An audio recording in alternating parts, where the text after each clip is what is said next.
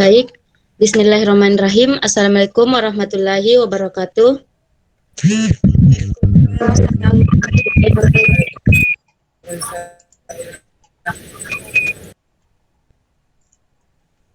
Bagaimana kabar adik-adik pada hari ini? Alhamdulillah baik, Kak.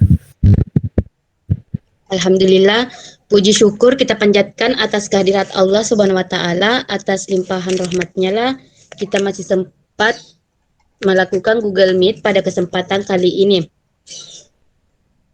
Walaupun kita sudah melaksanakan kuliah offline, tapi Ibu masih tetap melakukan kuliah online pada kali ini. Baik, untuk absen pada hari ini silakan lihat di Syam Oke. Batas absennya jam 4.30. Waktunya. Oh, Langsung saja kita memasuki materi karena Ibu juga lagi sibuk. Materinya yaitu asas pemungutan dan jenis-jenis pajak.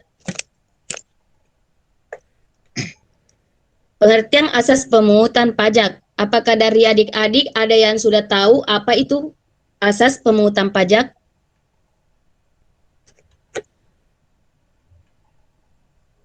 Baik, mungkin belum ada yang tahu ya. Langsung saja, asas pemungutan pajak adalah dasar serta pedoman yang digunakan oleh pemerintah saat membuat peraturan atau melakukan pemungutan pajak.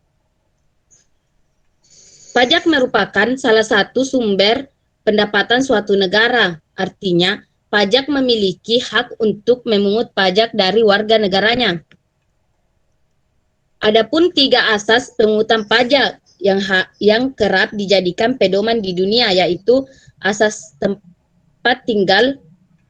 Pemungutan pajak dilakukan berdasarkan domisili atau tempat tinggal seseorang. Yang kedua, asas kebangsaan, di mana asas kebangsaan pemungutan pajak dilakukan berdasarkan kebangsaan seseorang. Dan yang ketiga yaitu asas sumber.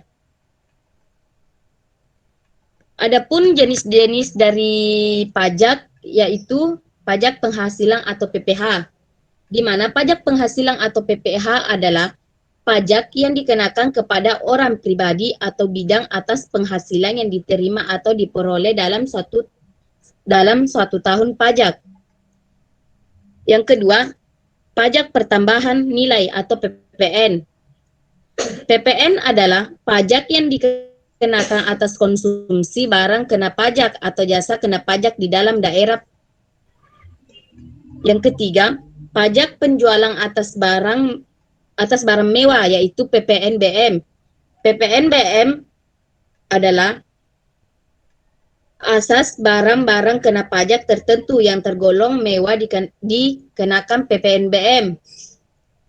Yang keempat, biaya materai. Biaya materai adalah pajak yang dikenakan atas dokumen seperti surat perjanjian akta notaris serta kuitansi pembayaran serta surat yang berharga dan efek yang memuat jumlah uang atau nominal di atas jumlah tertentu sesuai dengan ketentuan.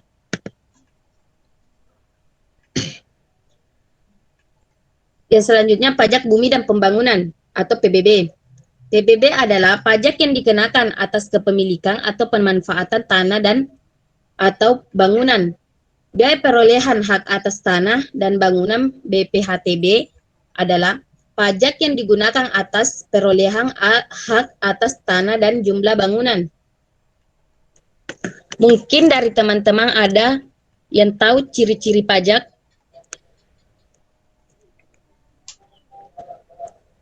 Baik, ciri-ciri pajak bersifat memaksa bagi setiap warga negara wajib pajak. Wajib pajak adalah orang pribadi atau badan meliputi pembayar pajak, pemotongan pajak, dan pemungut pajak yang mempunyai hak dan kewajiban perpajakan sesuai dengan ketentuan peraturan perundang-undangan perpajakan. Ciri-ciri pajak selanjutnya adalah dikelola dan dipungut oleh pemerintah secara langsung. Pajak dikelola oleh pemerintah pusat ataupun pemerintah daerah di tingkat provinsi dan kabupaten atau kota, tergantung pada jenis-jenis pajak yang berlaku. Pemungutan pajak diatur dalam undang-undang. Pemungutan pajak diatur dalam undang-undang. Pajak dipungut berdasarkan norma-norma hukum untuk menentukan biaya produksi barang dan jasa kolektif untuk mencapai kesejahteraan umum. Dan pajak digunakan untuk anggaran pemerintah. Digunakan untuk anggaran pemerintah, pajak mempunyai peranan yang sangat penting dalam kehidupan bernegara, khususnya di dalam pelaksanaan pembangunan. Adapun manfaat pajak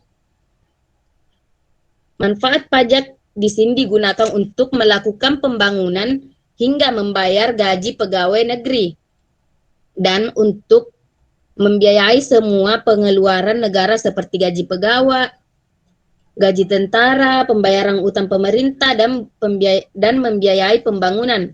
Pajak juga digunakan pemerintah sebagai pengaturan kebijakan negara atau yang biasa disebut kebijakan fiskal. Di sini ada pun fungsi pajaknya, yaitu guna membiayai pengeluaran-pengeluaran. Dasar hukum perpajakan di Indonesia pada Undang-Undang Ketentuan Umum dan Tata Cara Perpajakan yang diatur dalam UU nomor 6/1983 dan diperbaharui oleh Undang-Undang nomor 32. Undang-Undang Penagihan Pajak dan Surat Paksa yang diatur dalam Undang-Undang nomor 19/1997 dan digantikan menjadi Undang-Undang nomor 19 tahun 2000. Bagaimana teman-teman? Apa ada yang tidak dimengerti?